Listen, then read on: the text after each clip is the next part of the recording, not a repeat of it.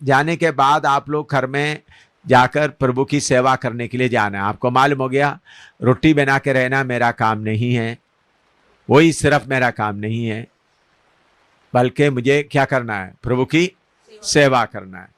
तो सेवा के लिए आप परमेश्वर से पहले प्रार्थना करके मालूम करेंगे, प्रभु मैं कौन सा सेवा करूं।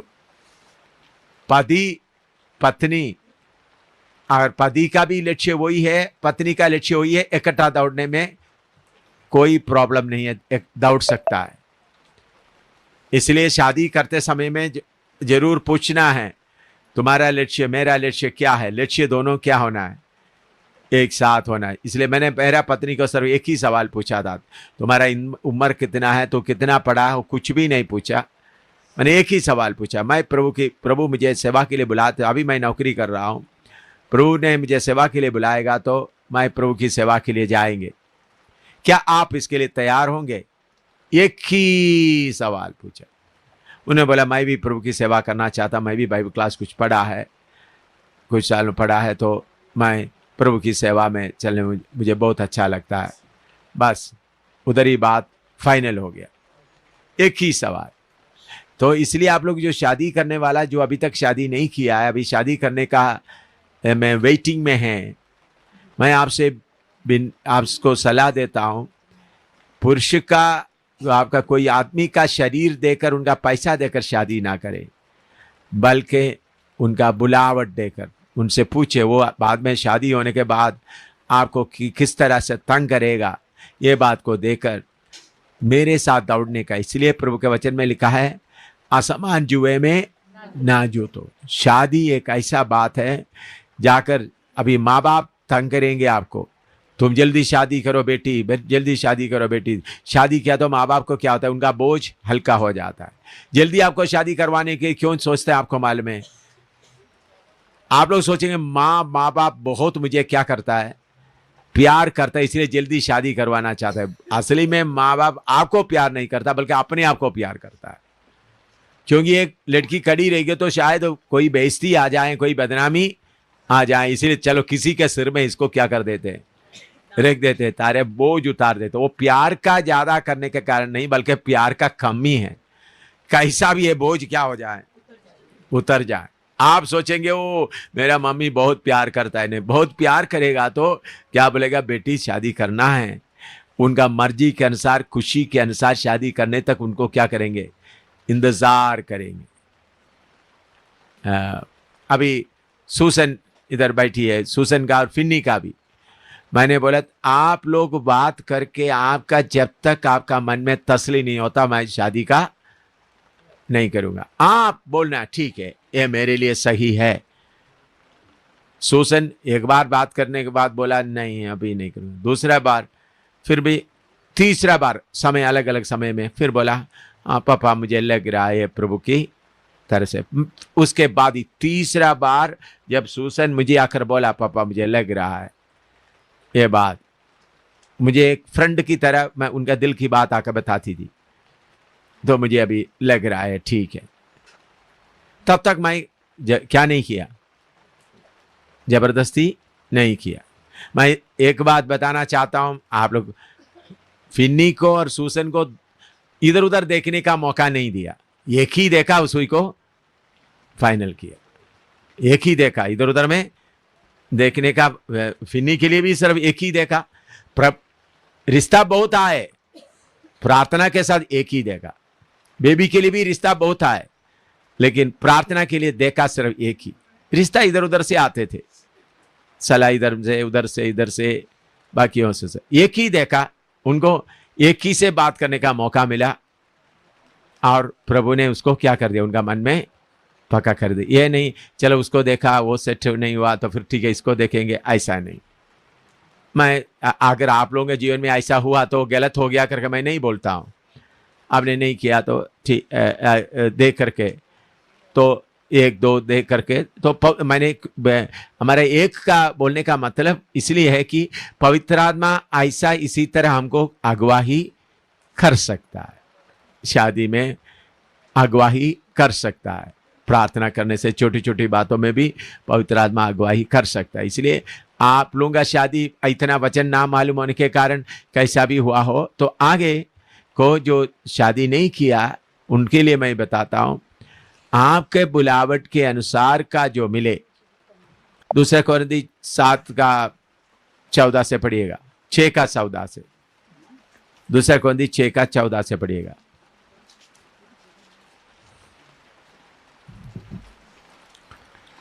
अविश्वासियों के साथ असमान जुए में ना जीतो, क्योंकि धार्मिकता और अधर्म का क्या मेलजोल, या ज्योति और अंधकार की क्या संगति, और मसीह का बलियाल के साथ क्या लगाव, या विश्वासी के साथ अविश्वासी का क्या नाता, और मूर्तों के साथ परमेश्वर के मंदिर का क्या संबंध।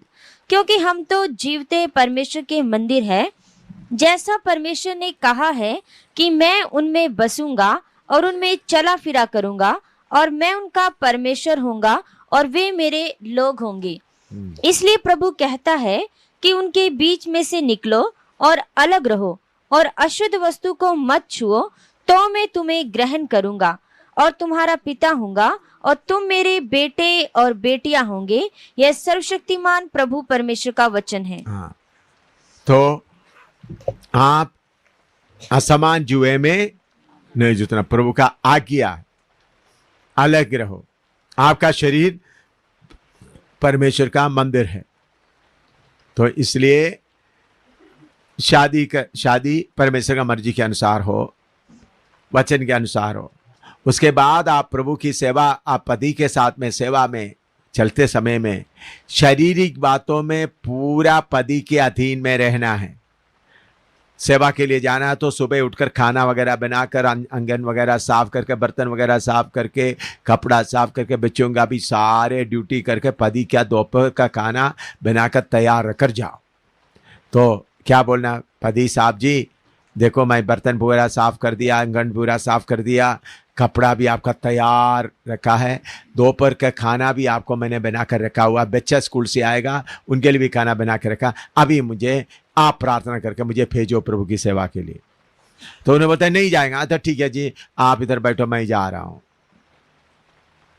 क्या बोलना, इतना तैयार करने के बाद भी वो बोलते हैं नहीं जाना, तो आपने क्या बोलना, आप इधर बैठो जी जा रहा हूं। तो आते वक्त में उधर 2 थप्पड़ लगाते हैं, तो प्रभु का धन्यवाद हो। वो थप्पड़ किसके लिए मिल गया, प्रभु की सेवा के लिए थप्पड़ मिल गया था, कोई बात नहीं। पति गुस्सा से थप्पड़ लगाया, तो उसके बाद जाकर खाना वगैरह बना, पति जी थोड़ा सा मुझे ऐसा लग रहा है आपने मुझे थप्पड़ लगाया, थोड़ा सा शायद दर्द होते होंगे, मैं थोड़ा सा आपका हाथ मालिश कर देता हूँ। हैं, आपने जिधर थप्पड़ लगाया मैं थोड़ा सा मालिश कर देता हूँ। तो मालिश करने नहीं दिया तो कोई बात नहीं, ठीक है। अगर आपको कभी दर्द होगा तो मुझे बोलना, नहीं तो आप सोते समय में आकर मालिश कर दूंगा। तो ऐसा आप करते करते तब उनको मालूम हो जाएगा पति क्या कर रहा है, पति मेरा पत्नी सही में परमेश्वर की आत्मा का बोझ के लिए जा रहा है। तो जाते वक्त जरूर कोई पति भाइयों से बात करना पड़ेगा, सेवा कर जाते वक्त कोई भाई को सेवा के न कहीं, तो उस वक्त में नकली पवित्रता ही ना दिखाए। पति को आकर बोले आज मैं उधर जा रहा था, उधर से एक भाई को मैंने बोला मुझे इधर से लेकर उधर तक छोड़ दो, उन्होंने छोड़ दिया। तो दूसरा लोग बोलने के पहले आप अपना पति को बोले। आज चलते चलते फिर आपका पति को मालूम हो जाएगा मेरा पत्नी मेरे साथ वफादार है। तो पति के अधीन में जो ड्यूटी, ये नहीं है मैं प्रभु की सेवा के लिए बोल, खाना भी नहीं बनाया, खाना तुम बना के खा लेना, कपड़ा क्या, कपड़ा जब समय मिलेगा धो लेना, हैं झाड़ू क्यों नहीं लगा, वो तो कोई आएगा तो बच्चे आने के बाद झाड़ू लगना। मैं तो संतुनी हूं, क्या है साधुनी हूं, मैं तो इन हाथों से बर्तन नहीं धोता है, इन हाथों से बीमारों के लिए सिर्फ प्रार्थना करने का हाथ है, इन हाथों से वचन बताने का, मैं साधुनी बन गया है। ऐसा गड़बड़ नहीं करना, पूरा पति का पूरा सेवा पूरा करके जाना। बहन लोगों को समझ में आ रहा है? नहीं तो सफेद, मैंने तो सफेद कपड़ा पहन लिया जी, अभी मैं क्या बर्तन मांझा, तुम बांध लो हैं, मैं तो बाइबल पकड़ा ना। बहन लोग ऐसा है, बाइबल ऊपर पकड़ दो, मैं बाइबल पकड़ा हूं, मालूम नहीं है, मैं प्रभु का दासी हूं, मैं तुम्हारा दासी थोड़ी है। ऐसा गड़बड़ नहीं करना शारीरिक बातों में। नहीं तो उन लोग बोले कि एम शामिल क्या सिखा के भेजा है, ये को पुरुष बना के भेज दिया, दूसरा कोई काम नहीं करते कोई अधीन में नहीं। आपका घर से फोन आना है, देखो, या सेवक लोग बोलना, देखो बाइबल क्लास में जाने के बाद मेरा पत्नी पहले जैसा कोई कपड़ा नहीं मांगते, सब्जी या खाना नहीं मांगते, मैं कोई बहनों से बात करने से मेरा पत्नी खुश रहती है और घर का काम सुबह उठकर कर लेती है और प्रभु की सेवा के लिए भी जाती है। ऐसा है ना, तो फिर भी आपका पति के अंदर शैतान कार्य करेगा ताकि आपको उदास कराए। शैतान उसके दिमाग में पकड़ सकता है, जैसा आपका दिमाग में पकड़ते। आपका पति रोज सेवा के लिए जाते हैं, देर से आते वक्त आप सोचते हैं कोई लड़की कहीं कहीं होगा, उसी वक्त वही शैतान किसके अंदर भी आ जाएगा, आपका पति के अंदर है। हर रोज जाती है, किसी कोई ना कोई चक्कर होंगे करके पति भी सोचेंगे। तो ऐसा बातों में समझदारी से। चौथा अध्याय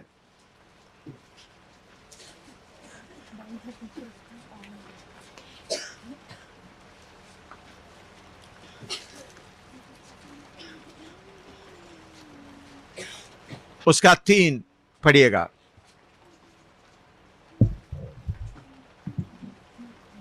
फिलिप्पी 4:3। और हे सच्चे सहकर्मी, मैं तुझसे भी विनती करता हूँ कि तू उन स्त्रियों की सहायता कर, क्योंकि उन्होंने मेरे साथ सुसमाचार फैलाने में क्लेमस और मेरे उन और सहकर्मियों समेत परिश्रम किया जिनके नाम जीवन की पुस्तक में लिखे हुए हैं। हाँ, देखिए और एक बार पढ़िएगा। और हे सच्चे सहकर्मी, मैं तुझसे भी विनती करता हूँ कि तू उन स्त्रियों की सहायता कर, क्योंकि उन्होंने मेरे साथ सुसमाचार फैलाने में क्लेमेस और मेरे उन और सहकर्मियों समेत परिश्रम किया जिनके नाम जीवन की पुस्तक में लिखे हुए हैं। इधर में हम पढ़ते हैं, पौलुस के साथ सेवा में सहकर्मी के तौर पर कुछ बहनें थे। समझ में? पौलुस के साथ सेवा करने में कुछ लोग सोचते हैं टीम में बहन लोग कैसा आ गए, टीम में बहन लोग रहना करके प्रभु का वचन में कौन सा सबूत है। तो आप उनको बोलना, पौलुस के क्या पुराने समय में कोई बहन लोग रहते थे, यीशु के साथ भी बहन लोग क्या किया था, सेवा किया था अपना धन दौलत के साथ में। इधर में बहन लोगों, पौलुस के साथ सहकर्मी के तौर पर किसको खड़ा किया है, बहन लोग भी है, उनका नाम लेकर बोलता है। दोबारा पढ़ो उसका 3 पद। और हे सच्चे सहकर्मी, मैं तुझसे भी विनती करता हूँ कि तू उन स्त्रियों की सहायता कर, क्योंकि उन्होंने मेरे साथ सुसमाचार फैलाने में क्लेमेस और मेरे उन और सहकर्मियों समेत परिश्रम किया जिनके नाम जीवन की पुस्तक में लिखे हुए हैं। उनके नाम जीवन की पुस्तक में लिखे गए। अभी इसका मतलब पौलुस के साथ मिलकर वो बहन लोग क्या कर रहे थे, प्रभु की सेवा कर रहे थे। अभी रोमी 16 अध्याय में आइएगा।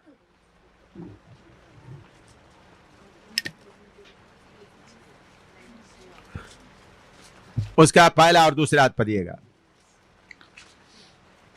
मैं तुमसे फीबे की, जो हमारी बहन और किंकिया की कलीसिया की सेविका है, विनती करता हूँ।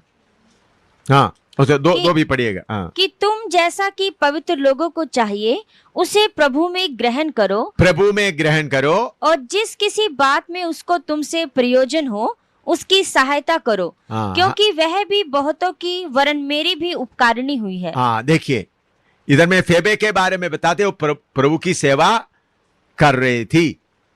अभी उसका 3 पद पढ़िएगा। प्रिस्का और अक्विला को, जो यीशु में मेरे सहकर्मी है, नमस्कार। हाँ, उसका 4 उन्होंने मेरे प्राण के लिए अपना ही सिर दे रखा था, और केवल मैं ही नहीं वरन अन्य जातियों की सारी कलीसियाएं भी उनका धन्यवाद करती है।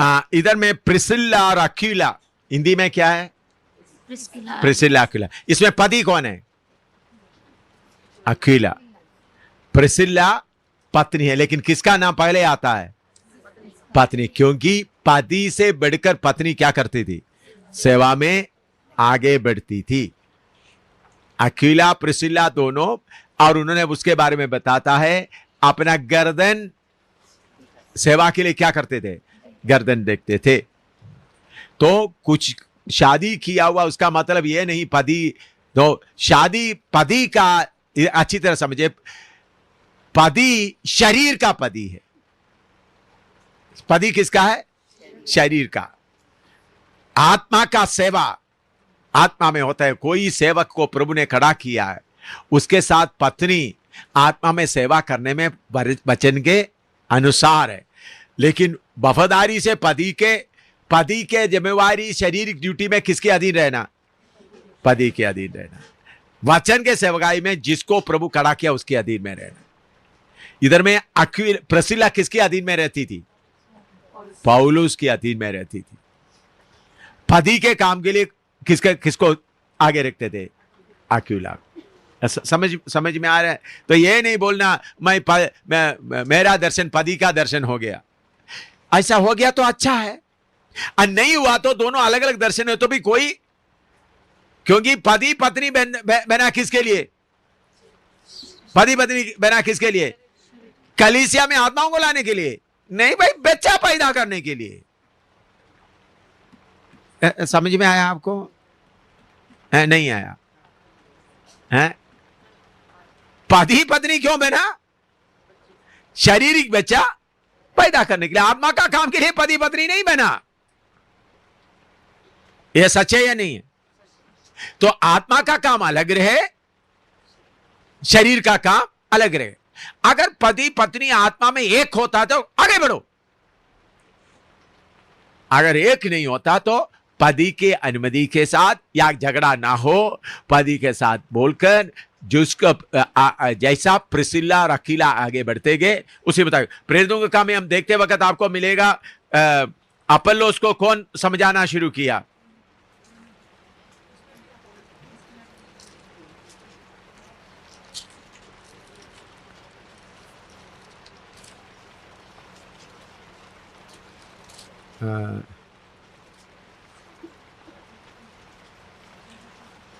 कौन सा अध्याय में, 26। हाँ 26। वह आराधनालय में निडर होकर बोलने लगा, पर प्रिस्किल्ला और अक्विला उसकी बातें सुनकर उसे अपने यहाँ ले गए और परमेश्वर का मार्ग उसको और भी ठीक ठीक बताया। हाँ, असली में प्रिस्किल्ला इब्रानी भाषा में, ग्रीक में किसका नाम पहले आता है, प्रिस्किल्ला का आता है। प्रिस्किल्ला आगे अंग्रेजी कुछ बात बाइबल में पहले किया है, तो ग्रीक में मैंने चेक किया है, तो इसलिए 16 का, हाँ, तो इसलिए मैं बता, अभी रोमी 16 थी, मैं फिर आ जाइएगा।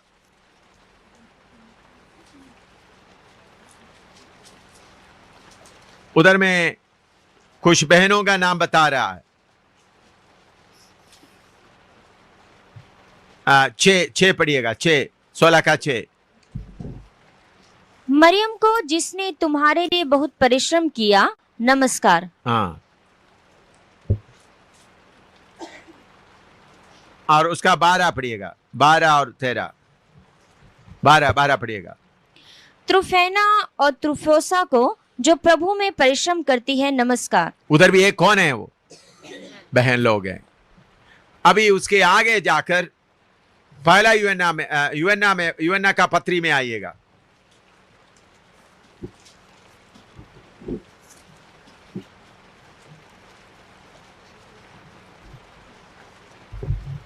उसका दूसरा यूहन्ना पहला पद, पहला आयत से पढ़िएगा। दूसरा यूहन्ना पहला आयत से।